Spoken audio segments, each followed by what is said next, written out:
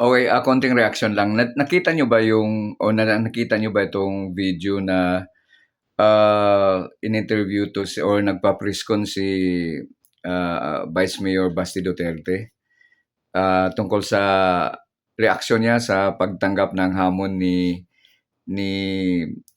General Torre na tinanggap niya yung hamon ni Vice Mayor Basti Duterte na boxing.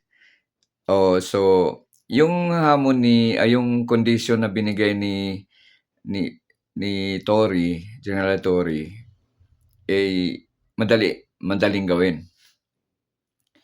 Ang kondisyon naman 'tong ngayon ni General Basti, Vice Mayor Basti base sa video na pinalabas ng, ANC, ang ginawa niyang kondisyon ngayon ay utusan daw si Presidente Bongbong Marcos na iutos na magpapa-hair follicle testing sa drugs para sa drugs 'tong lahat ng mga elected officials.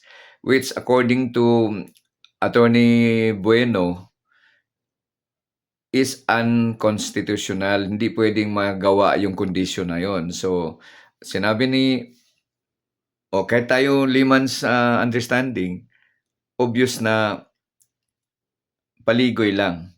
Kasi sabi sa Constitution, sabi ng Supreme Court tungkol doon sa batas na may isinakang kaso at naging desisyon nila ay desisyon ng Supreme Court ay hindi pwedeng magdagdag ng requirements kahit ang Kongreso ng dagdag na requirements sa mga elected officials.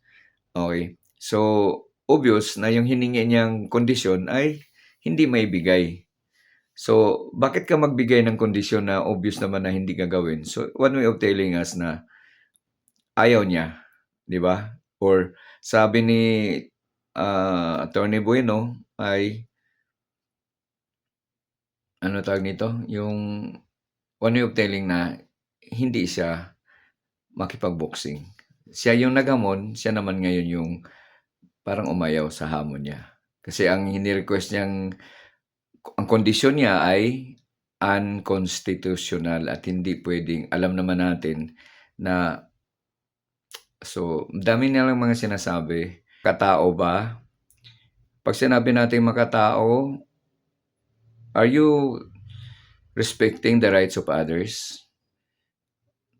Di ba? So, ano ba yung makatao, makadiyos? Ano yung isa? Makabayan. Okay. So, yun ang laging patnubay natin kung ang taong nagsalita ay nararapat na bigyan ng halaga. So, yung tatlo, makadiyos, makatao, at makabayan. Okay?